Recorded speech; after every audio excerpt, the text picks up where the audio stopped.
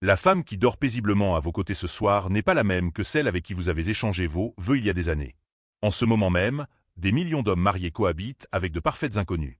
Ils partagent un lit, se partagent un prêt hypothécaire et élèvent des enfants avec une partenaire dont l'architecture émotionnelle interne a si radicalement changé qu'elle pourrait tout aussi bien être une personne entièrement différente. Et voici le véritable choc. La plupart de ces femmes ne s'en rendent même pas compte elles-mêmes. L'empereur stoïcien Marc Aurèle a fait cette observation. Peu de choses sont nécessaires pour rendre une vie heureuse. Tout est en vous-même, dans votre façon de penser. Mais que se passe-t-il lorsque la personne exacte autour de laquelle vous avez construit votre vie a fondamentalement révolutionné sa façon de penser? Que faites-vous quand personne, ni vous, ni elle, et certainement pas la société, ne veut regarder cette vérité inconfortable en face? Aujourd'hui, nous allons disséquer les réalités psychologiques brutales des femmes mariées. Ces vérités vous forceront à remettre en question chaque supposition que vous avez pu faire sur les relations à long terme. Pour être tout à fait clair, il ne s'agit pas de jeter le blâme. Il ne s'agit pas de nourrir du ressentiment. Il s'agit de décoder la nature humaine à son niveau le plus brut, le plus pur et le plus authentique. Maintenant, avant de plonger plus profondément dans ces mécanismes, j'ai préparé une ressource cruciale pour vous. Dans la description et le commentaire épinglé ci-dessous, vous trouverez un lien vers un livre électronique gratuit, le Manuel de contrôle de l'esprit féminin. Ce guide décortique les déclencheurs psychologiques cachés qui font qu'une femme désire ardemment votre présence et votre validation.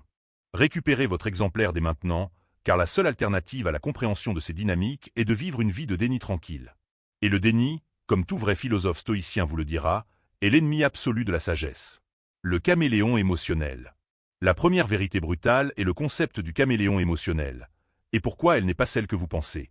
Considérez le cas de David, un architecte brillant, marié depuis 15 ans à Sarah, une femme qu'il décrivait avec assurance comme sa meilleure amie absolue. Le mois dernier, David est tombé sur quelque chose qui a complètement brisé sa vision du monde. Ce n'était pas la preuve d'une liaison, c'était en fait quelque chose de beaucoup plus profond. Il a découvert le journal intime et fermé de Sarah. Elle y avait écrit « J'ai l'impression de simplement jouer le rôle de elle épouse chaque jour. Je souris sur commande lorsqu'il raconte les mêmes histoires que j'ai entendues 1000 fois. Je fais semblant d'être profondément investi dans ses projets. Je suis devenu si incroyablement doué pour être exactement ce dont il a besoin que j'ai complètement oublié qui je suis réellement. » L'erreur catastrophique de David a été de croire que la performance parfaite était la vraie personne. Voici ce que la psychologie évolutionniste moderne nous dit sur les femmes mariées, ce que la culture grand public refuse de reconnaître. Les femmes sont des caméléons évolutionnaires de par leur conception structurelle. Les recherches approfondies de la Dr Hélène Fisher sur la théorie de l'attachement confirment que le cerveau féminin est profondément programmé pour une adaptation sociale rapide. Depuis des millénaires, les femmes ont inconsciemment reflété et absorbé les besoins émotionnels de leur environnement immédiat pour assurer la cohésion sociale, la survie et la sécurité reproductive. Mais lorsque vous appliquez ce mécanisme d'adaptation au mariage moderne, un phénomène troublant se produit. Après des années d'accommodement constant et inconscient, de nombreuses femmes traversent ce que les psychologues cliniciens appellent une diffusion de l'identité. Elles ont passé tellement de temps à être l'épouse parfaite, la mère dévouée et la partenaire fiable que leur moi véritable et authentique se retrouvent enterrés vivants sous de lourdes couches d'identité jouée. Les anciens stoïciens considéraient ce dilemme humain exact à travers un prisme philosophique. Épictète enseignait que nous devons tous porter des masques sociaux, ou personas, pour naviguer avec succès dans la société. Cependant, il nous a laissé un avertissement strict, sache d'abord qui tu es, puis pars-toi en conséquence. La grande tragédie du mariage moderne est qu'un nombre écrasant de femmes ne reçoivent jamais le temps ni l'espace nécessaires pour découvrir qui elles sont avant de devoir se parer du masque à vie d'une épouse. Lorsqu'un mari ressent ce changement, il interprète presque toujours à tort la distance émotionnelle ou les sautes d'humeur soudaines de sa femme comme un rejet personnel direct. Il se dit « elle n'est tout simplement plus attirée par moi » ou « elle ne m'aime plus comme avant ». Mais la réalité sous-jacente est infiniment plus complexe et bien plus déchirante. Elle ne vous rejette pas activement. Elle pleure activement la mort d'un moi qu'elle n'a jamais pleinement eu la chance de connaître. Chaque fois que vous lui demandez ce qui ne va pas, qu'elle soupire et dit rien, elle ne joue pas un jeu. Elle ne possède sincèrement pas le vocabulaire psychologique pour articuler la perte de quelqu'un qu'elle ne se souvient même plus avoir été. Ce n'est pas un acte de tromperie malveillant. C'est la lourde taxe psychologique extraite par un système social qui récompense les femmes pour leur conformité et leur adaptabilité plutôt que pour leur authenticité brute. Tant que nous ne reconnaîtrons pas activement cette réalité de base, nous continuerons à construire des mariages sur une fondation fragile de performance plutôt que sur une véritable connexion humaine. L'addiction à l'admiration. La deuxième réalité à laquelle nous devons faire face est l'addiction à l'admiration. Son désir psychologique le plus profond et le plus gardé. La grande majorité des hommes fonctionnent en partant du principe que ce que les femmes veulent le plus, c'est d'être aimées. C'est votre toute première erreur, et la plus critique. Les femmes ne veulent pas seulement être aimées. elles ont un besoin fondamental d'être admirées. Comprendre le fossé profond entre l'amour et l'admiration va complètement révolutionner votre façon d'interpréter les humeurs erratiques de votre femme, ses changements de comportement et ses réactions apparemment explosives face à des choses qui vous semblent insignifiantes. Carl Jung a cartographié ce schéma psychologique spécifique au cours de ses travaux fondateurs sur le psychisme humain. Il a observé qu'en chaque femme existe un archétype masculin inconscient, l'animus. Cette couche profonde du subconscient ne veut pas d'une tendre affection pour le simple fait d'exister. Elle réclame agressivement le respect, une autre reconnaissance et une admiration intellectuelle pour ses compétences et sa vision unique. Lorsque cette faim psychique spécifique n'est pas nourrie au sein d'un mariage, elle se transforme en ce que Jung a décrit comme un complexe psychologique, se manifestant par un ressentiment amer, un retrait froid et des critiques acérées qui laissent les maris totalement perplexes. Pour voir cela en temps réel, observez très attentivement le visage de votre femme la prochaine fois qu'une personne extérieure, n'importe qui, reconnaît sincèrement sa vive intelligence, ses compétences professionnelles ou sa perspective distincte sur un sujet complexe.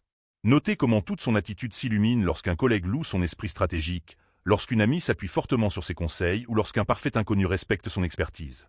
Cette lueur distincte et électrique n'est pas un symptôme de vanité.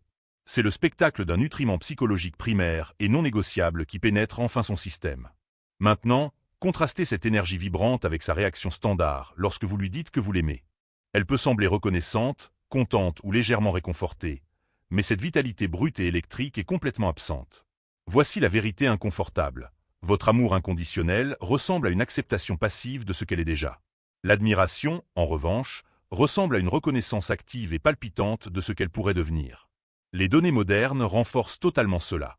Le célèbre expert en relations humaines, le Dr John Gottman, a découvert grâce à des décennies de données empiriques que la satisfaction conjugale à long terme d'une femme est bien plus corrélée au fait de se sentir profondément connue et spécifiquement respectée pour ses capacités uniques qu'au simple fait de se sentir globalement aimée. Cela crée un paradoxe massif qui détruit discrètement des millions de foyers. Plus vous la comblez d'un amour sûr et inconditionnel, moins elle se sent distincte et extraordinaire. Plus vous acceptez volontiers ses défauts sans défi, moins elle a de dynamisme psychologique pour évoluer au-delà de ceci. Vous pensez être le mari protecteur ultime, mais elle vit votre confort comme un environnement de stagnation psychologique. Marc Aurèle a écrit sur la paix immense qu'un homme gagne lorsqu'il cesse de regarder ce que son voisin dit, fait ou pense. Étonnamment, dans le contexte d'une relation intime, ce principe stoïcien se retourne contre vous de manière catastrophique si vous l'appliquez à votre partenaire. Si vous cessez de prêter une attention intense et délibérée à la personne que votre femme est en train de devenir, et supposez simplement que vous la connaissez déjà par cœur, vous la privez de l'admiration qui maintient son esprit en vie. Lorsque des femmes mariées s'éloignent de leur relation ou cherchent de l'attention ailleurs, elles courent rarement après une simple validation physique ou une romance passagère. Elles recherchent l'ivresse psychologique d'être vraiment vues, intensément examinés et profondément admirés par un nouvel observateur qui ne prend pas leur complexité pour acquise. Un observateur extérieur remarque les subtiles nuances que vous avez cessé de chercher il y a des années. Il défie son esprit, montre de la fascination pour ses pensées et trouve de l'intérêt dans ses contradictions internes. La rupture ultime se produit parce que vous avez passé des années à aimer un cliché figé et statique de ce qu'elle était le jour où vous l'avez rencontrée, alors qu'elle mourait de faim en silence, attendant que quelqu'un admire activement la personne qu'elle se bat pour devenir. L'épidémie de solitude. La troisième réalité brutale est l'épidémie de solitude. La vérité cachée de la raison pour laquelle elle peut se sentir complètement isolée alors qu'elle est serrée contre vous. Il y a un lourd secret qu'un nombre alarmant de femmes mariées portent comme un poids de plomb dans leur poitrine, et ils dégradent lentement leur santé mentale jour après jour. Elles souffrent d'un sentiment de solitude profond et dévastateur. Crucialement, elles se sentent ainsi non pas malgré le fait d'être mariées, mais explicitement parce qu'elles sont mariées. Il ne s'agit pas de la solitude superficielle d'une personne célibataire qui rentre dans un appartement vide et silencieux. C'est bien plus dangereux. C'est l'isolement écrasant et localisé d'être intimement connu à un niveau superficiel par un partenaire qui ne la regarde plus vraiment. C'est la solitude de partager un lit avec quelqu'un qui suppose automatiquement que ses rêves profonds, ses peurs et ses motivations sont identiques à ce qu'ils étaient il y a une demi-décennie. C'est l'épuisement d'être aimé uniquement pour son passé plutôt que pour son potentiel. Des données complètes publiées par l'American Psychological Association révèlent une tendance alarmante. Les femmes mariées présentent des niveaux de dépression clinique et d'anxiété nettement plus élevés que les femmes célibataires. Cette conclusion contredit complètement le récit culturel populaire selon lequel le mariage sert de bouclier naturel pour la santé mentale. Les chercheurs étaient profondément perplexes. Comment une compagnie quotidienne et constante pouvait-elle créer un état d'isolement psychologique plus élevé que la solitude totale? Les stoïciens auraient résolu ce paradoxe instantanément. Sénèque a affirmé que tous les éléments de la vie doivent être rigoureusement évalués à la lumière d'un jugement indépendant et individuel. Pourtant, le mariage traditionnel exige fréquemment l'éradication absolue du jugement individuel. Les décisions sont constamment élaborées par le compromis. Les préférences personnelles sont lissées pour le bien de l'harmonie du foyer. L'identité individuelle est systématiquement engloutie par l'identité collective du couple. Petit à petit, elle cesse de se demander « Qu'est-ce que je veux de cette vie ?» et commence à demander « De quoi avons-nous besoin pour la maison ?» Elle interrompt l'exploration de sa propre philosophie interne et pivote entièrement vers l'anticipation de la vôtre. Elle cesse de générer ses propres perspectives uniques et plie sa psychologie pour s'harmoniser parfaitement avec les opinions que vous avez déjà établies. Sa solitude écrasante découle précisément de cela. Elle est entièrement entourée d'une intimité physique et historique, mais complètement privée d'individualité de base. Vous connaissez sa routine quotidienne, ses préférences alimentaires, ses habitudes domestiques et ses déclencheurs émotionnels. Mais posez-vous honnêtement la question. À quand remonte la dernière fois où vous avez été véritablement choqué par une perspective qu'elle a partagée? Quand a-t-elle exprimé pour la dernière fois un concept radical qui vous a forcé à la voir sous un jour totalement nouveau? À quand remonte la dernière fois où vous lui avez posé une question profonde sur son monde intérieur sans présumer avec confiance de la réponse? Voici la réalité cachée qui se déroule dans son esprit. Elle entretient des dialogues complexes et profonds avec elle-même qu'elle sent qu'elle ne peut absolument pas partager avec vous. Ce n'est pas parce que vous manquez de capacité pour les comprendre. C'est parce que la version d'elle qui génère ces pensées est une version qui ne vous a jamais été présentée. Elle est en train de muter activement en quelqu'un de nouveau, mais le poids rigide et prévisible de votre dynamique relationnelle établie la ramène constamment vers le personnage familier et rassurant que vous attendez d'elle. La tragédie fondamentale ici n'est pas qu'elle évolue. L'évolution est naturelle, saine et tout à fait nécessaire à la vie humaine. La tragédie est qu'elle est forcée de subir cette évolution dans un isolement complet et total, au sein d'une structure qui lui a été explicitement vendue comme un vecteur de croissance partagée. Marc Aurèle se forçait fameusement à se rappeler chaque matin. Au lever du jour, quand tu as de la peine à te réveiller, dis-toi, je me lève pour faire mon œuvre d'homme. Mais des millions de femmes mariées ont entièrement oublié comment fonctionner comme des êtres humains indépendants parce qu'elles sont trop épuisées à fonctionner comme épouses à plein temps. Elles ont oublié que le véritable développement humain nécessite des périodes de solitude intentionnelle, que la vie authentique exige une réelle vulnérabilité et des risques, et que le projet de toute une vie qui consiste à devenir soi-même ne peut être géré par un comité conjugal. La solution à cette rupture systémique n'est pas de forcer une communication superficielle supplémentaire.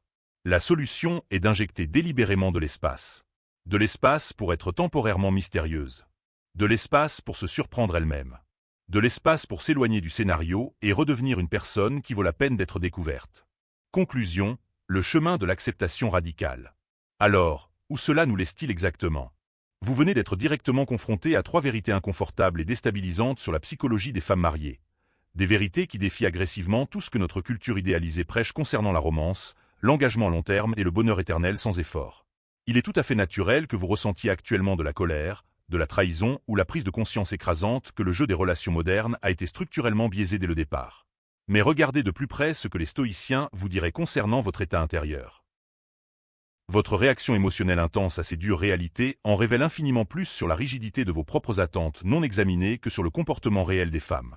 Marc Aurèle luttait contre cette même friction interne lorsqu'il écrivait son rappel quotidien le plus célèbre. Dès le matin, dis-toi par avance, je vais rencontrer un indiscret, un ingrat, un insolent, un fourbe, un envieux, un égoïste. S'ils sont ainsi, c'est par ignorance des vrais biens et des vrais maux.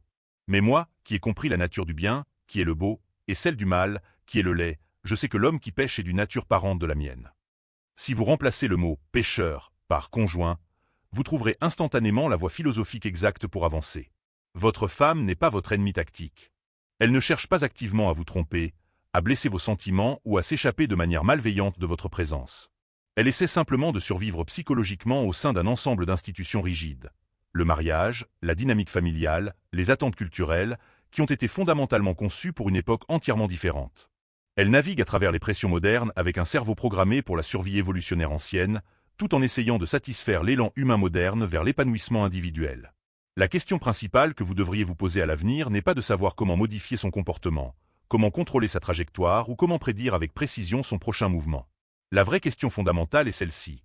Comment aimer profondément un individu qui est fondamentalement, magnifiquement et terrifiant inconnu, même pour lui-même? Répondre à ce défi exige la mise en pratique de ce qu'on appelle l'acceptation radicale. Il ne s'agit pas d'un état de résignation faible et passive. C'est une appréciation intense et active de la complexité humaine. Cela signifie choisir d'aimer un individu non pas en ignorant ses profondes contradictions, mais précisément parce que ces contradictions existent.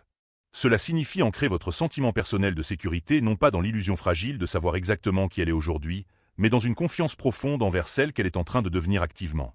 Les anciens philosophes avaient compris une vérité centrale que la société moderne a complètement oubliée. La forme la plus haute et la plus transcendante de l'amour humain est la volonté pure d'être constamment surpris par un autre être humain. Dès l'instant où vous cessez complètement de traiter votre femme comme un problème administratif qui doit être résolu et géré, et que vous commencez à la voir comme un mystère infini à apprécier constamment, toute la dynamique structurelle de votre mariage change du jour au lendemain. Lorsque vous cessez de vous accrocher désespérément aux souvenirs effacés de la femme que vous avez initialement épousée, et choisissez activement de tomber amoureux de la femme inexplorée qu'elle est en train de devenir, une véritable intimité émotionnelle redevient possible. Le changement de structure exige un prix que la grande majorité des hommes sont tout simplement trop terrifiés à l'idée de payer. Il demande l'immense courage de vous laisser être complètement inconnu vous aussi. Si vous voulez sincèrement qu'elle sorte de son rôle épuisant et abandonne le spectacle de l'épouse parfaite, vous devez avoir la force d'abandonner votre propre spectacle de mari invulnérable qui a absolument toutes les variables de la vie sous contrôle. Si les idées de cette vidéo ont fondamentalement remis en question vos suppositions de base concernant les femmes, le mariage moderne ou les mécanismes profonds de la psychologie humaine, si vos perspectives ont été brisées et reconstruites aujourd'hui, faites quelque chose de concret dès maintenant. Cliquez sur le bouton « J'aime ». Abonnez-vous à la chaîne pour plus de vérités sans compromis et inconfortables sur la nature humaine, et laissez le mot « réalité » dans la section des commentaires ci-dessous. Parce que tant que nous n'aurons pas le courage collectif de regarder la réalité précisément telle qu'elle existe, plutôt que comme nous l'imaginons avec nostalgie, nous continuerons à nous piéger dans des relations construites sur les fondations instables du fantasme. Et le fantasme, comme tout stoïcien chevronné vous le rappellera, est le bourreau ultime de la sagesse humaine. Votre femme n'est pas votre ennemi juré. Elle n'est pas votre possession légale. Elle n'est même pas votre partenaire au sens stérile et administratif où vous le pensez probablement. Elle est votre compagne de route brute dans le voyage terrifiant qui consiste à devenir pleinement humain. La question finale et définitive reste posée. Êtes-vous assez courageux pour marcher sur ce chemin à ses côtés? Vous avez probablement cliqué sur cette vidéo parce que la miniature a murmuré une vérité que vous avez toujours soupçonnée. Les femmes ne disent pas toujours « je t'aime » de la manière dont vous aimeriez qu'elles le fassent. Leur véritable sentiment ne se cache pas dans leurs mots, mais dans leur silence, leur regard en biais et leur calme soudain lorsque vous mentionnez quelqu'un d'autre. Avant d'aller plus loin, je veux que vous fassiez une pause, que vous arrêtiez de faire défiler votre écran, que vous preniez une grande inspiration et que vous vous demandiez si une femme vous a déjà traité comme si vous comptiez profondément pour elle, sans jamais le dire explicitement. Elle n'a jamais dit « je suis en train de tomber amoureuse de toi », mais elle vous a regardé comme si c'était déjà le cas. Si cela vous est déjà arrivé, faites quelque chose d'audacieux et d'honnête. Écrivez en commentaire les mots « elle ne l'a jamais dit, mais je l'ai ressenti ». Parce que vous n'êtes pas fou, vous n'imaginez rien et vous n'êtes absolument pas seul. Cette vidéo s'adresse aux hommes qui ressentent les choses profondément mais ne le montrent jamais, à ceux qui sont restés calmes alors que leur cœur brûlait, et à ceux qui ont été troublés par les signaux des femmes mais sont restés assez curieux pour chercher à comprendre plutôt qu'à blâmer. Dans cette vidéo, je vais vous révéler 5 puissants secrets que les femmes manifestent inconsciemment uniquement lorsqu'elles tombent amoureuses. Pas des signaux superficiels, des textos mignons ou des émojis, mais de la psychologie profonde, du langage corporel et des contradictions émotionnelles. C'est le langage tacite de l'amour que la plupart des hommes ne remarquent jamais, mais que vous saurez identifier après aujourd'hui, car l'amour ne crie pas toujours. Parfois, il murmure, alors écoutons. Oh, et avant de continuer, j'ai quelque chose de spécial pour vous. Un e-book gratuit intitulé The Female Mind Control Handbook qui révèle les secrets cachés pour vous rendre irrésistible aux yeux de n'importe quelle femme. Alors récupérez-le dès maintenant via le lien dans la description ou en commentaire épinglé. Le premier signe est la lettre qu'elle n'envoie jamais, qui représente l'abandon en douceur. Imaginez une lettre qu'elle vous écrit mais qu'elle ne vous remet jamais, commençant par avouer qu'elle a cessé de vous analyser, de tester vos paroles ou de préparer un plan de secours, et qu'elle a commencé à faire plus confiance à votre silence qu'aux promesses des autres. Quand une femme tombe amoureuse, elle commence à s'abandonner émotionnellement, mais pas en s'agenouillant ou en faisant des aveux. Elle lâche simplement prise sur le contrôle, la peur et le besoin de vous impressionner. Vous remarquerez qu'elle ne s'apprête plus méticuleusement à chaque fois que vous vous voyez, vous montrant à la place son désordre, ses mauvaises humeurs et sa vérité sans filtre. La plupart des hommes passent à côté de cela parce qu'ils attendent des mots, mais l'amour s'exprime par le lâcher-prise plutôt que par de grands discours. Du côté du langage corporel, elle se penche vers vous lorsqu'elle est vulnérable plutôt que lorsqu'elle essaie de séduire, relâchant ses épaules à vos côtés comme si elle expirait enfin. D'un point de vue stoïcien, Sénèque a écrit que le plus puissant est celui qui a du pouvoir sur lui-même. Lorsqu'une femme vous montre son être sans filtre, c'est parce qu'elle a la certitude que vous n'utiliserez pas sa tendresse contre elle, faisant de cet abandon en douceur l'une des expressions les plus profondes du véritable amour. Le deuxième signe implique la pièce de puzzle qui ne s'emboîte pas, qui se manifeste sous forme de tests émotionnels. En analysant cela de manière scientifique et comportementale, lorsqu'une femme commence à s'attacher à vous, elle vous teste sur le plan émotionnel. Non pas par cruauté, mais parce qu'elle a besoin de savoir si vous pouvez faire face à sa vérité sans fléchir. Ces tests sont rarement directs. Elle peut annuler des plans à la dernière minute juste pour observer votre réaction, vous taquiner au sujet d'un autre homme pour surveiller votre sang-froid, ou se confier sur son passé puis s'enfermer dans le silence pour voir si vous allez courir après elle ou battre en retraite. Parce que l'amour la rend vulnérable, et que la vulnérabilité déclenche la peur, elle se demande inconsciemment si vous êtes assez stable pour accueillir les parts d'elle qu'on lui a appris à cacher. Verbalement, elle peut dire des phrases comme « Tu penses probablement que je suis excessive » ou « La plupart des mecs seraient déjà partis ». Cela prend racine dans la théorie de l'attachement, où les femmes de type anxieux préoccupé testent la sécurité en créant des micro-conflits, tandis que les femmes de type évitant testent la constance par le silence. Dans ces moments-là, rappelez-vous le conseil de Marc Aurèle qui souligne que vous avez le pouvoir sur votre esprit, et non sur les événements extérieurs. Alors répondez avec un calme ancré plutôt qu'avec de la colère ou de l'anxiété. Lorsque vous réussissez ces tests en restant centré, vous devenez son refuge, et c'est à ce moment-là qu'elle commence à s'attacher profondément. Le troisième signe est le miroir de l'admiration, ou l'éloge caché. Si vous y prêtez une attention rigoureuse, l'amour se cache dans ses compliments, mais pas les plus évidents comme vous dire que vous êtes beau ou drôle. Le véritable amour se manifeste dans sa façon de refléter vos valeurs, ce qui signifie qu'elle commence à citer vos principes dans ses conversations, à adopter vos expressions et à se vanter de votre discipline auprès de ses amis en leur disant que vous voyez simplement le monde différemment. Elle ne se contente pas de vous admirer. Elle vous intègre dans sa vision du monde, ajustant inconsciemment ses routines pour correspondre aux vôtres en se couchant plus tôt si vous vous levez tôt, en lisant parce que vous lisez, ou en tenant un journal parce que vous en avez mentionné l'importance un jour. Même lorsqu'elle n'est pas d'accord avec vous, une contradiction émotionnelle se produit où elle débat avec curiosité plutôt qu'avec agressivité, car elle cherche à vous comprendre plutôt qu'à gagner l'argument, prouvant que votre lien importe plus que son ego. Psychologiquement, cela découle d'un instinct féminin de créer un lien à travers l'admiration, ce qui se traduit par une fusion des identités et pas seulement par une simple attraction physique. Comme les stoïciens considèrent la vertu comme le seul véritable bien, lorsqu'une femme voit et honore votre discipline, votre vision et votre constance, elle ne s'éprend pas de votre visage, elle s'éprend de votre caractère. Le quatrième signe est la flamme derrière ses yeux, qui apparaît sous forme de jalousie subtile. Pour illustrer cela, considérez l'histoire d'Élie, un homme calme et réfléchi, stoïcien des temps modernes, qui rencontre Méra, une femme intelligente, enjouée et prudente sur le plan émotionnel. Ils se fréquentent de manière informelle pendant des semaines jusqu'au soir où Méra aperçoit Élie en train de rire simplement avec une autre femme dans un café. Ce soir-là, Méra lui envoie un message étrange disant « J'espère que tu t'es bien amusé à ton petit rendez-vous café », ne l'affrontant pas directement et n'avouant pas non plus ses sentiments, mais révélant une fissure de jalousie subtile qui ne fait surface que lorsque son cœur est en jeu. Sur le plan comportemental, elle peut évoquer au hasard d'autres femmes dont vous avez parlé, vous demander avec un demi-sourire si vous parlez toujours à votre ex, ou devenir silencieuse dès que vous prononcez le nom d'une autre femme. La plupart des hommes balaient cela en y voyant de simples histoires, mais ce sont en réalité des données précieuses. La jalousie est une émotion miroir que nous ne ressentons que lorsque quelqu'un a du pouvoir sur nos émotions. L'objectif ici n'est pas de manipuler ce sentiment, mais de le comprendre, faisant écho à la vision d'Épictète selon laquelle ce ne sont pas les choses qui nous troublent, mais les opinions que nous en avons. Lorsqu'une femme devient subtilement jalouse, elle vous considère comme sien même si elle ne l'a pas formulé, ce qui relève d'une révélation involontaire plutôt que d'un désir de contrôle, et doit être accueilli avec une conscience calme plutôt qu'avec de la fierté ou de l'irritation, car l'amour arrive souvent avec ses zones d'ombre. Le cinquième signe est la peur qu'elle ne sait pas nommer, qui est la peur ultime de la perte. Il y a un paradoxe que vous devez impérativement saisir. Lorsqu'une femme commence à craindre votre absence plus qu'elle ne désire votre présence, c'est qu'elle est déjà profondément engagée. Cette peur ressemble rarement à de la panique, se manifestant plutôt par de minuscules signaux attentionnés comme vérifier 2 fois l'heure de votre vol, vous envoyer un message pour vous demander de la prévenir quand vous serez bien rentré, ou admettre que vous lui avez manqué sans raison apparente. Elle ne dit pas « je t'aime », elle dit « fais attention, où étais-tu » ou « j'ai rêvé que tu partais ». Ce ne sont pas de simples mots. C'est la façon dont son âme avoue qu'elle a imaginé sa vie sans vous et qu'elle n'a pas aimé cette image. Ancrée dans la psychologie de l'attachement et de la création de liens sécurisés, la peur de la déconnexion devient bien réelle à mesure que l'amour s'intensifie. Le principe stoïcien à l'œuvre ici dicte que la maîtrise des émotions passe par la conscience et non par la répression. Alors quand vous percevez cette peur, ne la rejetez pas et ne vous en moquez pas. Contentez-vous d'être présent pour elle. Dans cet espace, elle n'est pas juste une femme qui essaie de vous retenir, mais quelqu'un qui vous a déjà confié une part de son âme et qui est terrifié à l'idée de perdre ce qu'elle ne peut pas contrôler. En conclusion, l'amour est rarement rationnel, mais il dit toujours la vérité si vous avez la patience de l'écouter. Vous connaissez désormais les secrets cachés dans les regards, les gestes, les contradictions et le silence, plutôt que ceux écrits dans les livres ou enseignés dans les formations. Si vous remarquez ces signes, ne les prenez pas à la légère, car même si elle ne dit pas explicitement « je t'aime », son âme l'a déjà fait. Si vous êtes un homme qui avance dans ce monde avec une force tranquille, une intuition profonde et une masculinité ancrée, alors vous avez mérité le droit de voir ce que la majorité ne remarque pas.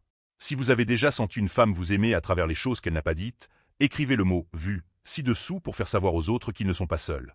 Aimez cette vidéo si elle a fait écho à votre expérience. Abonnez-vous pour plus de psychologie stoïcienne ancrée pour les hommes modernes, et partagez-la avec un ami qui a besoin de l'entendre, car l'amour est silencieux, mais il n'est jamais invisible. D'ici la prochaine fois, restez calme, restez lucide et restez ancré, car c'est cela, le stoïcisme pour l'homme moderne. Regardons la réalité en face. Personne ne prend les hommes de plus de 40 ans à part pour leur dire « Tu n'es pas hors du jeu. Tu es le jeu ». Mais cette règle ne s'applique que si tu modifies ta façon de jouer, car une fois passé le cap des 40 ans, la dynamique de l'attraction évolue complètement. Elle n'est plus déterminée par une mâchoire saillante, un compte en banque massif ou une stratégie de SMS astucieuse. Tout se résume à une pure aura. La manière dont tu entres dans une pièce sans mendier la moindre validation de qui que ce soit, et surtout pas de sa part à elle. Et dès qu'un homme de plus de 40 ans se connecte à cette énergie bien précise, son pouvoir d'attraction magnétique est multiplié par 10 auprès des femmes plus jeunes, des femmes de son âge et de absolument tout le monde autour de lui. Pourtant, voici le véritable piège. Une grande majorité d'hommes de plus de 40 ans détruisent activement leur propre pouvoir en courant désespérément après la jeunesse au lieu de s'installer pleinement dans leur maturité. Ils s'épuisent à essayer de rivaliser avec des jeunes de 20 ans, complètement aveugles au fait qu'ils ont déjà gagné, à condition d'arrêter de se comporter comme s'ils avaient perdu.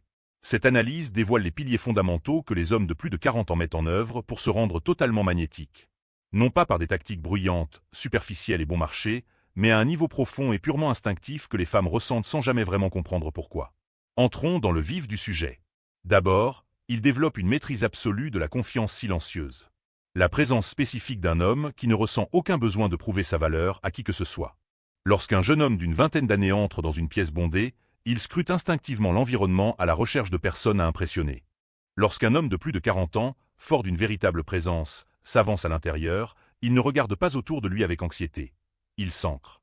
Cette seule distinction change tout. Les hommes les plus captivants de plus de 40 en projettent une énergie tranquille et inébranlable. Ils n'ont aucune envie de crier plus fort que la foule. Ils ne composent pas des tenues justes pour mendier des regards. Et ils ne courent certainement pas après les applaudissements.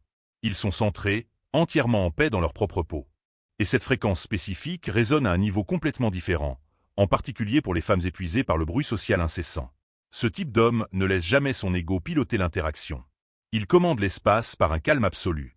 Il laisse les moments de silence faire le plus gros du travail. Il se concentre beaucoup plus sur l'écoute que sur la parole. Il répond à chaque question par des pauses délibérées, jamais avec une vitesse paniquée. Et cette habitude exacte, ironiquement, garantit que chaque mot qu'il prononce porte un poids immense. Pourquoi ? Parce que les femmes de plus de 25 ans sont profondément fatiguées des hommes qui leur hurlent dessus. Elles ont un véritable besoin d'être comprises. Et un homme qui ne montre aucun empressement pour les projecteurs devient fréquemment le centre absolu de l'attention. Ce n'est pas de l'arrogance froide, c'est de la pure souveraineté de soi, la prise de conscience profonde que tu n'as jamais à te battre pour une place quand tu définis toi-même la pièce. Alors, comment construire cela ? C'est simple. Arrête de trop expliquer ta vie. Engage-toi dans une non-réactivité totale. Passe chaque porte avec un seul script interne. Rien à prouver ici, tout à analyser. Maintiens le regard avec le poids de quelqu'un qui l'a déjà lu complètement. C'est cela, l'essence de la confiance silencieuse. C'est la force qui opère sans volume. Et c'est facilement 10 fois plus enivrant que n'importe quelle phrase répétée que tu pourrais essayer de sortir. Ensuite, ils abandonnent complètement la course à la jeunesse. Au lieu de cela, ils militarisent leur maturité. Alors que l'homme ordinaire redoute le processus de vieillissement, les hommes de grande valeur de plus de 40 ans en font un atout. Ils n'essaient pas de paraître 25 ans. Ils refusent de calquer les habitudes des générations plus jeunes. Ils s'appuient massivement sur leurs perspectives accumulées, et ce fondement exact devient leur levier ultime. Tu vois, la jeunesse commande une vitalité physique brute. Mais la maturité détient une profondeur inégalée. Et les femmes, en particulier celles qui ont navigué dans la vraie vie, sont infiniment plus attirées par la profondeur émotionnelle que par l'éclat éphémère. Voici la vérité sous-jacente. Quand tu as passé 40 ans, tu n'as pas besoin de te comporter comme un tour de manège. Tu as besoin de rester ancré. Cela signale que tu as survécu à des épreuves. Tu as géré des chagrins d'amour, enduré des pertes et opéré des réinventions personnelles. Tu as entièrement dépassé les angoisses superficielles. Tu as vu comment les rouages fonctionnent derrière le rideau. Et au moment où tu exprimes une opinion, elle résonne. Tu partages des récits qui portent une gravité et une vie réelle. Tu navigues dans les situations plus lentement, mais toujours avec un but clair. Tu bouges comme si le temps avait cessé de te traquer, simplement parce que ce n'est plus le cas. Cette profonde maturité accorde aux femmes une sensation interne que la plupart des jeunes hommes ne parviennent pas à offrir. Une sécurité absolue dépourvue de faiblesse. Non pas la sécurité ennuyeuse et routinière qui l'endort, mais la stabilité exacte qui recalibre instantanément son système nerveux. Le confort rare qui la pousse inconsciemment à dériver vers toi dans une foule chaotique, même si tu n'as pas prononcé une seule syllabe. Si tu as plus de 40 ans, il est temps de considérer tes années accumulées non pas comme une responsabilité croissante, mais comme une arme inégalée. Chaque cheveu gris, chaque ride, chaque silence stoïque, ce sont tes galons d'honneur. Affiche-les fièrement, car rien ne commande l'attention d'une femme plus qu'un homme qui n'a absolument plus rien à valider et tout à vivre activement. Troisièmement, ils comprennent le levier massif d'une sélectivité impitoyable, et ils la manient comme une lame de rasoir. L'homme ordinaire mendie de la validation. L'homme exceptionnel choisit délibérément l'endroit exact où investir son attention. Et passé l'âge de 40 ans, ta sélectivité personnelle devient ta force magnétique la plus puissante. C'est précisément là que la plupart des hommes font un mauvais calcul fondamental. Ils s'imaginent que pour être hautement désirable, il faut être poursuivi par les masses. Mais les hommes de grande valeur de plus de 40 ans inversent totalement cette dynamique. Ils ne se soucient pas de savoir qui les désire. Ils se soucient exclusivement de savoir qui gagne le droit d'entrer dans leur cercle personnel. Ce pivot structurel de perspective transforme chaque interaction. Tu arrêtes de distribuer des compliments à la légère. Tu arrêtes de courir après chaque femme physiquement attrayante. Tu refuses de renvoyer des réponses par SMS instantanément. Tu ne perds jamais de temps à expliquer tes limites. Tu les incarnes tout simplement. Et cette frontière spécifique cultive une immense intrigue. Parce qu'au moment précis où une femme sent que tu n'es pas immédiatement conquis, quand elle réalise que tu évalues son caractère tout aussi intensément qu'elle évalue le tien, son attraction interne monte en flèche. Pourquoi? Parce que les femmes de haut calibre recherchent la vraie valeur. Et la vraie valeur est, par sa nature même, hautement exclusive. Les hommes de plus de 40 ans qui appliquent pleinement ce principe n'opèrent plus à partir d'un état d'esprit de désespoir ou de manque. Ils ne flirtent pas pour attirer l'attention. Ils refusent de tolérer le chaos dramatique. Ils gardent agressivement leur paix mentale. Et cette posture sous-jacente est incroyablement enivrante. Elle ne projette jamais le message « S'il te plaît, choisis-moi ». Elle stipule clairement « Montre-moi pourquoi tu as ta place dans le sanctuaire que j'ai construit ». C'est cela, le tranchant de la lame. La sélectivité tranche à travers le bruit social et garantit que tu restes totalement inoubliable. Quatrièmement, ils exercent une maîtrise émotionnelle absolue tout en sachant comment la faire se sentir vivante. Un pourcentage massif d'hommes sont des tempêtes internes masquées par de la pierre. Les hommes de grande valeur de plus de 40 ans, en revanche, sont complètement posés émotionnellement, tout en restant loin d'être robotiques ou détachés. Analysons cette réalité. Quand tu es jeune, tes émotions volatiles dictent tes choix. La jalousie, l'insécurité, la dépendance affective et la colère s'échappent à travers tes mots, tes SMS et ta posture physique. Mais un homme qui a navigué à travers des décennies de vie, qui a connu la trahison, survécu à d'intenses chagrins d'amour, été licencié et a été profondément humilié par la réalité. Cet homme soit cède à l'amertume, soit atteint une véritable maîtrise de ses états intérieurs. Et note bien cette distinction critique. La maîtrise ne signifie pas une suppression froide des émotions. Elle signifie une conscience lucide. Tu ressens tout le spectre des sentiments, mais tu choisis intentionnellement ce que tu exprimes. Non pas par anxiété protectrice, mais par stratégie délibérée. C'est l'espace exact où le stoïcisme devient pratique. Un homme véritablement stoïque n'engourdit jamais ses sens. Il commande son royaume intérieur si profondément que d'humeur passagère, aucune femme et aucun événement extérieur ne peut l'entraîner dans le chaos. Et quel impact cela a-t-il sur une femme? Cela la laisse se sentir en sécurité, mais jamais blasée. Parce que si tu ne déclenches jamais de drames inutiles, tu n'es pas un mur blanc pour autant. Tu joues toujours avec la tension. Tu la taquines toujours. Tu déclenches toujours le rire, verrouille le regard avec intention et construis une alchimie intense pendant les moments de silence. Mais chaque mouvement provient d'une position de contrôle, jamais d'une réaction brute. Tu rifiusis de débattre de futilités. Tu ne cours jamais après un comportement fuyant. Tu ne supplies pas pour que ta valeur soit reconnue. Tu la projettes naturellement. Tu es un roc de stabilité émotionnelle, ce qui est incroyablement rare. Tu possèdes une intelligence émotionnelle aiguë, ce qui te rend exceptionnellement redoutable. Parce que lorsqu'elle observe que tu peux te connecter profondément sans t'effondrer sous la pression, que tu restes entièrement imperturbable même lorsqu'elle teste tes limites, elle reconnaît qu'elle peut complètement baisser sa garde autour de toi. C'est son désir ultime, un homme qui ancre l'espace, pas un garçon qui le dévore frénétiquement. La véritable attraction ne consiste jamais à essayer de prouver à quel point tu tiens désespérément à elle. Il s'agit de lui démontrer que ton bien-être intérieur ne dépend pas de sa validation. Ce ajustement mineur te rend totalement irrésistible, car il lui permet de se sentir profondément plus vivante chaque fois qu'elle se trouve dans ton espace. Cinquièmement, ils construisent une réalité si captivante qu'elle désire éperdument y être invitée. Brisons définitivement le plus grand mythe amoureux dès maintenant. Tu n'attires pas les femmes en étant constamment accessible. Tu les attires en étant stratégiquement indisponible, en forgeant une existence si riche en paix, en but et en accomplissement que partager ton espace donne l'impression d'entrer dans une histoire qui est déjà d'élite. C'est le secret ultime que les hommes mûrs de plus de 40 ans appliquent pleinement. Tu n'as absolument pas besoin de la poursuivre. Tu as besoin de devenir si fermement ancré dans ta mission personnelle, ta santé physique, ton calme et ton style de vie que sa trajectoire est naturellement attirée vers ton orbite par la simple force de la gravité. Il ne s'agit pas de feindre d'être occupé pour jouer à des jeux psychologiques. Il s'agit d'oublier complètement que ces jeux d'amateurs existent, tout simplement parce que tu as complètement évolué au-delà d'eux. Tu n'es pas en train de fixer un écran vide en attendant une réponse. Tu es dehors à bouger dès l'aube. Tu génères de la richesse, tu te plonges dans la philosophie classique, tu maîtrises ta propre cuisine et tu orchestres ton prochain départ tranquille loin du bruit moderne. Et c'est là que réside la magnifique ironie. Plus tu construis intensément ta propre vie, plus tu deviens violemment attractif pour le monde extérieur. C'est fondamental. C'est primal. Les femmes de haut calibre ne veulent pas servir d'univers tout entier. Elles veulent apporter de la valeur à un univers qui fonctionne déjà à un niveau élevé. Alors, regarde-toi dans le miroir et demande-toi, es-tu en train de construire un empire qui vaut la peine d'être rejoint? Ou es-tu assis à attendre qu'une femme arrive avant de le bâtir? Les hommes d'élite de plus de 40 ans ont déjà établi leur position.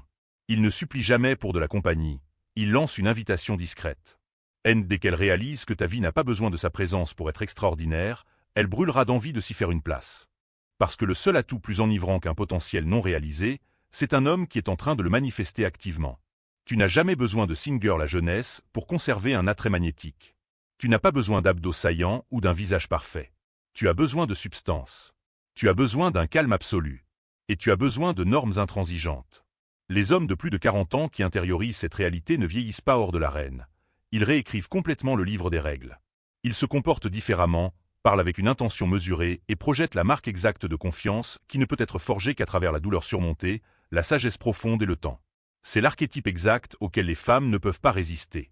Parce qu'au bout du compte, l'attraction n'est jamais dictée par le nombre d'années que tu as vécu. Elle est dictée par la force inébranlable que tu es devenu. Le pouvoir du non-dit. Imaginez ce scénario. Vous entrez dans une pièce bondée. Vous ne prononcez pas un seul mot. Pourtant, elle vous remarque immédiatement. Son regard se pose sur vous pendant une fraction de seconde. Un coup d'œil si subtil et rapide qu'il échapperait complètement à n'importe qui d'autre aux alentours. Mais pas à vous. Vous l'avez capté instantanément parce que vous opérez sur une fréquence complètement différente de celle de la foule ordinaire.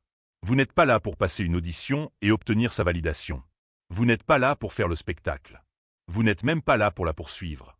Vous êtes présent parce que vous comprenez une vérité fondamentale que la grande majorité des hommes passent leur vie entière à ignorer. On ne séduit jamais une femme en amplifiant sa voix. On la séduit en retenant ses mots, en parlant moins, et en veillant à ce que l'on dit ait un poids absolu. La fenêtre fatale des 2 minutes. Laissez-moi vous partager une réalité inconfortable qui modifiera définitivement votre vision des dynamiques sociales une fois que vous l'aurez pleinement assimilée. Au cours des 2 premières minutes littérales d'interaction avec une femme, vous vous positionnez de façon permanente dans son esprit. Soit vous devenez un homme qu'elle désire profondément, soit vous devenez un bruit de fond complètement oubliable. La véritable tragédie, ici, est que la plupart des hommes sabotent complètement leur chance avant même d'avoir réussi à terminer leur deuxième phrase. Ils agissent sous l'illusion qu'accélérer leur débit de parole, essayer désespérément d'être drôle, surexpliquer leur présence ou énumérer une liste de réussites personnelles fera l'affaire. Mais à un niveau primitif, les femmes ne vous évaluent pas sur vos mots littéraux. Elles décodent votre ton de voix, votre énergie sous-jacente et la fluidité avec laquelle vous habitez un moment de silence. Passez de la vente à la signalisation. Si votre objectif est de susciter un véritable désir, arrêtez de vous vendre comme un produit et commencez à signaler votre valeur. Voici le secret central. La manière exacte dont vous vous exprimez au cours de ces 2 premières minutes initiales sert de miroir direct à l'ensemble de votre monde intérieur. Votre débit est-il rapide et frénétique? Alors vous diffusez une anxiété profondément ancrée. Essayez-vous beaucoup trop de sortir des répliques percutantes et intelligentes? Alors vous réclamez visiblement une validation externe. Passez-vous votre temps à surexpliquer vos pensées, à lui couper la parole ou à tenter de justifier vos opinions? Vous révélez simplement que vous n'avez pas l'habitude que votre voix porte une puissance naturelle. Inversez les rôles et capturez le cadre. Maintenant, inversons complètement la dynamique. Imaginez que vous choisissiez intentionnellement de ne absolument rien dire pendant 10 secondes de plus que ce qui est socialement confortable pour elle. Vous maintenez simplement votre regard, parfaitement composé, entièrement serein, en la regardant comme si vous possédiez tout le temps du monde. Soudain, toute l'atmosphère énergétique bascule complètement. Vous avez réussi à vous emparer du cadre. Vous avez dicté unilatéralement le tempo de l'interaction. Elle se retrouve à se demander exactement qui vous êtes, pourquoi vous ne la poursuivez pas activement, et pourquoi vous refusez de faire le spectacle comme tous les autres hommes qui l'approchent. Cette poussée soudaine de curiosité est le mécanisme précis qui brise net ses défenses psychologiques. Cet espace mental spécifique est exactement l'endroit où le désir authentique est conçu. Elle le ressent intuitivement à présent. Cet homme n'est pas là en espérant être choisi par elle.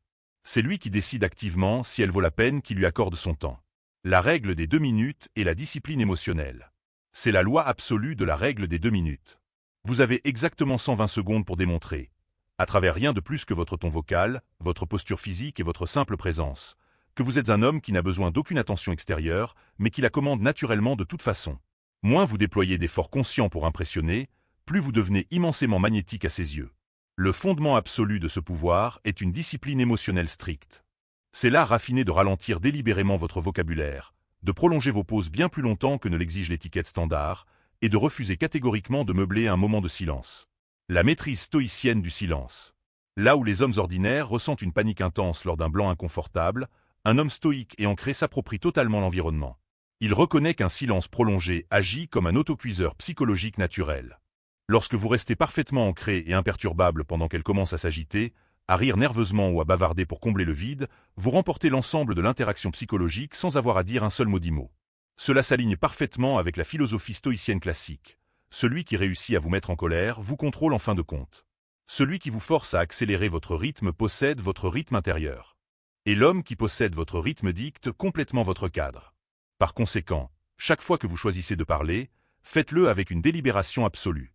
Laissez vos mots se poser avec un impact lourd, comme s'ils comptaient vraiment, parce que c'est le cas.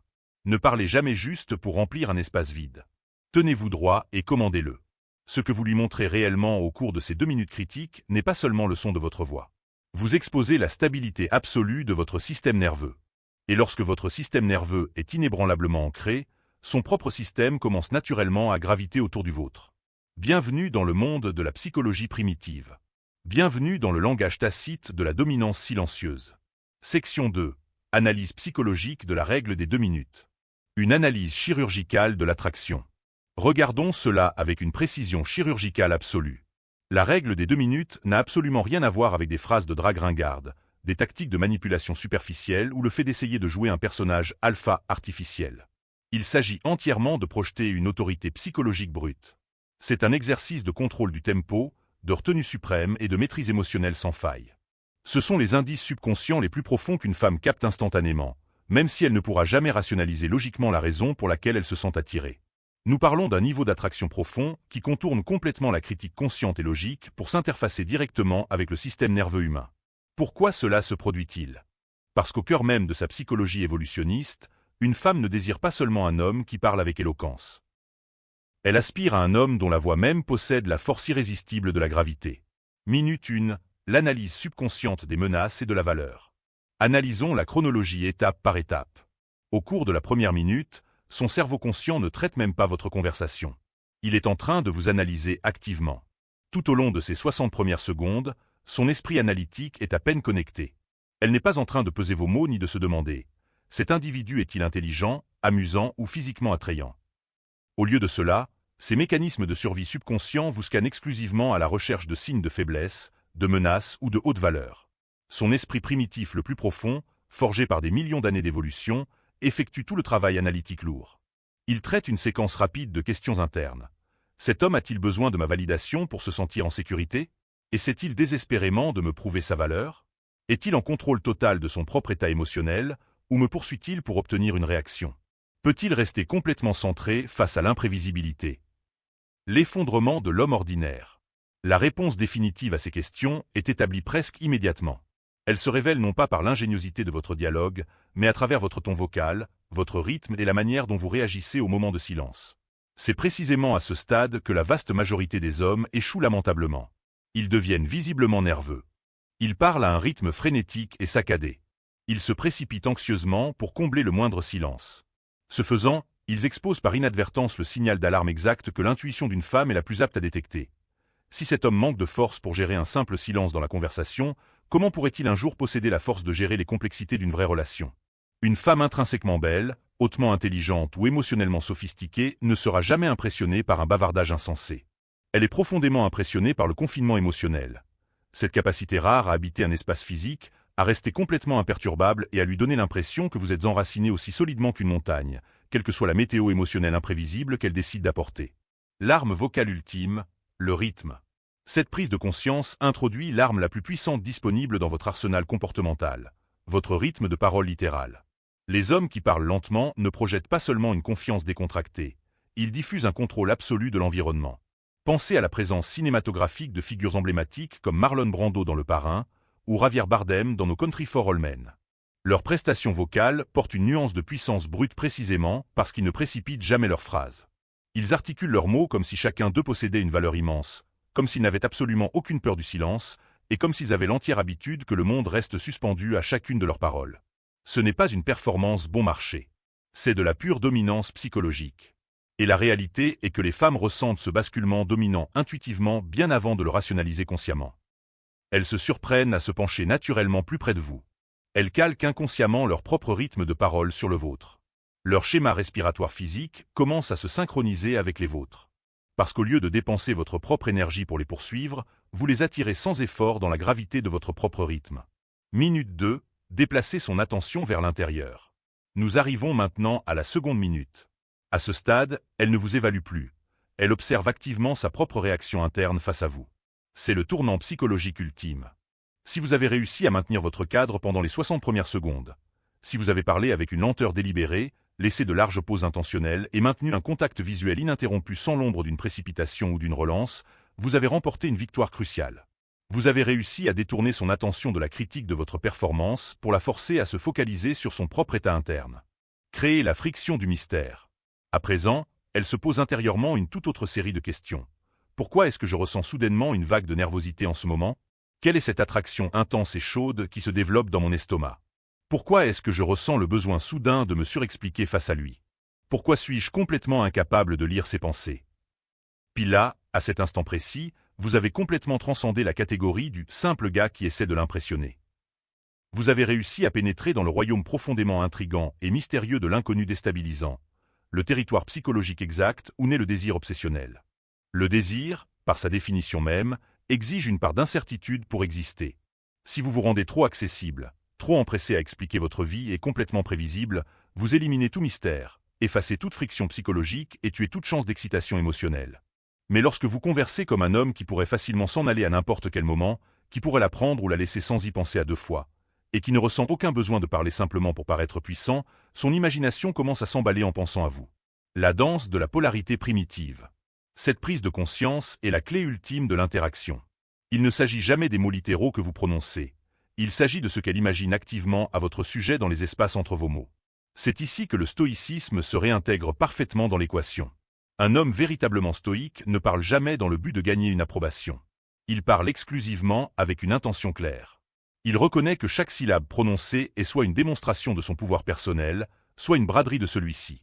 Il comprend que le silence est un outil hautement efficace, non pas pour une manipulation mesquine, mais pour tester qui possède la profondeur nécessaire pour vraiment écouter. Et si elle choisit de rester dans cet espace, si elle se penche vers votre présence, si elle commence à combler ces vides silencieux avec sa propre voix, elle est déjà entièrement capturée par votre dynamique. Parce qu'à ce stade, ce n'est plus une conversation standard et mondaine. Cela a évolué en une polarité brute, votre immobilité absolue équilibrant son mouvement, votre confinement contrôlé ancrant son flux naturel. Ce n'est pas de la séduction au sens superficiel où Hollywood l'a dépeint. C'est l'ancienne danse primitive de la polarité masculine et féminine qui se joue en temps réel. Et tout remonte à ces 2 minutes initiales. Si vous poursuivez, vous perdez instantanément.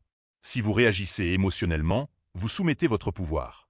Mais si vous restez complètement centré, si vous parlez avec une délibération mesurée et calme, et seulement quand vous le pensez vraiment, en traitant vos mots comme des lames tranchantes faites pour couper net à travers le bruit plutôt que pour blesser, vous n'aurez jamais besoin d'essayer de la séduire. Parce qu'à ce stade, vous êtes devenu le jeu lui-même. Section 3. Ce qu'il faut dire et ne pas dire pour déclencher le désir instantanément. Raffinez l'arsenal verbal. Affinons encore davantage votre exécution. À ce stade, vous comprenez clairement que l'objectif n'est jamais de parler plus, mais plutôt de parler nettement moins tout en chargeant vos mots d'un maximum de gravité.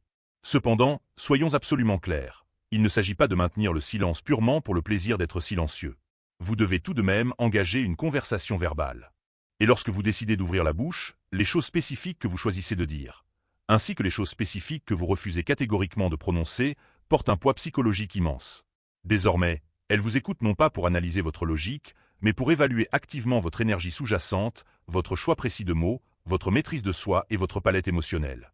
Alors, que devez-vous dire exactement pendant cette fenêtre critique des 2 minutes? Et peut-être plus important encore, quelle chose devez-vous absolument bannir de votre vocabulaire si vous voulez qu'elle ressente cette tension magnétique et intense qui mène naturellement à la séduction? Démanteler la mentalité du curriculum vitae. Traitons d'abord les champs de mine comportementaux. Ces déclarations courantes et quotidiennes sur lesquelles la plupart des hommes s'appuient et qui annihilent complètement l'attraction sexuelle en l'espace de quelques secondes. Vous devez complètement éliminer la mentalité du curriculum vitae. Cela se manifeste par le script standard et ennuyeux. Alors, je travaille comme ingénieur logiciel, je vis actuellement dans le centre d'Austin, j'aime beaucoup la randonnée et je reviens tout juste de vacances en Espagne. Arrêtons-nous un instant. Vous agissez sous la fausse impression que vous construisez une relation confortable. En réalité, vous ne faites que vomir des faits secs sur elle dans l'espoir désespéré qu'elle trouve l'un d'eux vaguement intéressant. Les femmes ne ressentent pas une attraction intense envers un homme sur la base d'un contenu factuel. Elles s'éprennent de votre ambiance générale, de votre sens du mystère et de votre présence émotionnelle absolue. Lorsque vous commencez à exposer les détails de votre vie comme un CV professionnel, vous la forcez par inadvertance à jouer le rôle stérile d'un recruteur d'entreprise. Ce n'est pas de l'attraction, c'est de l'énergie d'entretien d'embauche, et elle le sentira instantanément. Arrêtez de faire le spectacle pour elle. Arrêtez de lister vos références. Arrêtez de trop partager votre histoire personnelle. Donnez-lui juste un infime aperçu pour enflammer sa curiosité, puis reculez délibérément. Éliminez les compliments soumis et cherchez l'aura. Un autre champ de mine majeur est le compliment soumis. Cela ressemble à « Waouh, tu es absolument magnifique. Je parie que tous les mecs ici essaient de t'aborder. Tu dois tellement en avoir marre d'entendre tout le temps la même chose. » Ne vous méprenez pas, ce ne sont pas de véritables compliments. Ce sont des actes verbaux de reddition. Ils diffusent explicitement le message « Je suis déjà entièrement à genoux à mendier ton attention. » Une attraction réelle et profonde ne peut exister que dans une égalité absolue de présence. Elle est déjà pleinement consciente d'être physiquement attrayante. Elle n'attend certainement pas qu'un homme de plus vienne valider son apparence. Elle attend un homme qui soit si ancré qu'il ne ressent aucun besoin de la flatter simplement pour s'approcher d'elle. Si vous voulez réellement déclencher une attraction brute, utilisez les compliments très rarement. Et lorsque vous choisissez d'en faire un, ne le dirigez jamais vers son physique. Adressez-vous plutôt à son aura unique. Formulez-le ainsi. Tu possèdes une énergie calme et incroyablement unique en toi. On a l'impression que tu as tout à fait l'habitude de gérer le chaos. Une déclaration de ce genre figera une femme nette dans son élan. Pourquoi? Parce qu'à présent, elle se demande intensément « Quelle profondeur unique cet homme a-t-il observé en moi que tous les autres ignorent complètement ?» C'est ainsi que vous créez une véritable intimité. C'est l'essence même de la vraie séduction. C'est cela, la vraie profondeur. Bannir la survalidation et la soumission. Une erreur mortelle est la survalidation et le suraccord. Cette habitude est entièrement silencieuse mais totalement létale pour l'attraction. Vous supposez à tort que le fait d'être constamment d'accord avec ses opinions l'amènera à vous apprécier davantage. Alors vous hochez la tête comme une marionnette. Vous intervenez constamment avec des « Ouais, tout à fait, je suis complètement d'accord ». Vous êtes d'accord avec ces déclarations, même lorsque vous portez une perspective complètement différente en vous. Vous forcez un sourire artificiel alors que vous n'avez pas du tout envie de sourire. Chaque fois que vous compromettez votre position, elle enregistre instantanément cette faiblesse. Les femmes possèdent une intuition sociale hyper affûtée et ultra précise. Elle peut dire immédiatement quand vous manquez d'une fondation intérieure solide et quand vous tordez désespérément votre personnalité pour vous aligner sur son ambiance. Absolument rien ne tue l'énergie sexuelle brute plus vite qu'un homme qui prouve qu'il est entièrement incapable de maintenir sa propre polarité masculine. Formulez des observations, non des interrogatoires. Maintenant que nous avons complètement nettoyé le bruit conversationnel, que communiquez-vous réellement durant ces 2 premières minutes cruciales? Premièrement, veillez à parler exclusivement en observation, plutôt que de poser des questions. Au lieu de lui faire subir un interrogatoire ennuyeux en lui demandant « Tu es d'où à l'origine ?» ou « Qu'est-ce que tu fais dans la vie ?» Faites plutôt des observations affûtées et perceptives à son sujet. Cadrez vos pensées ainsi. Ta façon de te comporter me dit que tu as sûrement grandi avec des frères. Ou essayez. Tu as exactement le genre de rire qui appartient à quelqu'un qui ne le donne pas facilement. Ou encore, tu es remarquablement silencieuse, mais j'ai la nette impression que c'est complètement intentionnel. Cette approche conversationnelle est incroyablement dangereuse pour ses défenses. Pourquoi? Parce que vous cadrez activement son monde pour elle. Au lieu de lui demander poliment de définir son identité pour vous, vous dirigez avec assurance toute la dynamique dès le départ. Elle se retrouve à réagir à votre cadre, à analyser vos mots, à décoder votre sens et, plus important encore, elle se sent profondément vue par vous. Les femmes portent un désir ancré d'être véritablement comprises à des niveaux psychologiques que les autres ne parviennent pas à atteindre. Lorsque vous parlez en faisant des observations audacieuses, vous contournez ces barrières superficielles et communiquez directement avec ces couches psychologiques les plus profondes. L'effet secondaire, le silence stratégique. Deuxièmement, vous devez employer un silence stratégique immédiatement après avoir parlé. Lancez votre phrase, puis laissez-la flotter lourdement dans l'air entre vous. Ne vous précipitez pas pour combler le vide. Ne vous dépêchez pas d'expliquer ce que vous vouliez dire. Ne décochez pas un sourire anxieux comme si vous cherchiez désespérément son approbation. Tenez fermement votre position. Regardez-la et dites « Tu as ce personnage calme et hautement contrôlé, mais je suis prêt à parier qu'il s'effondre complètement lorsque tu es avec la personne exacte qu'il faut. » Puis, faites une pause complète. Laissez ces mots résonner dans son esprit. À présent, elle est forcée de revenir à son propre corps, ressentant la tension, réagissant à la suggestion et imaginant activement les possibilités. Vous n'avez pas seulement parlé à ses oreilles, vous avez parlé directement à son imagination active. Cet espace mental est précisément ce qui embrase le désir brut. Des questions calibrées pour une profondeur ultime. Troisièmement, introduisez des questions calibrées qui suggèrent une profondeur profonde. Une fois que l'ambiance de base et la tension ont été fermement établies, posez des questions ciblées qui cultivent naturellement une intense polarité émotionnelle. Demandez-lui « Qu'est-ce que les gens comprennent presque toujours de travers chez toi la première fois qu'ils te rencontrent ?» Ou « Quel aspect spécifique de toi-même ne révèles-tu que lorsqu'absolument personne d'autre ne regarde ?» Ou encore « Dans ta vie, te sens-tu honnêtement plus à l'aise de prendre les commandes ou de abandonner complètement le contrôle ?» Ce ne sont pas des questions standards et banales, ce sont des invitations psychologiques profondes. Vous lui offrez une danse psychologique complexe, une danse où elle révèle activement son vrai moi, non pas dans une tentative désespérée de vous impressionner, mais parce que vous avez prouvé que vous êtes assez ancré pour supporter le poids de sa profondeur.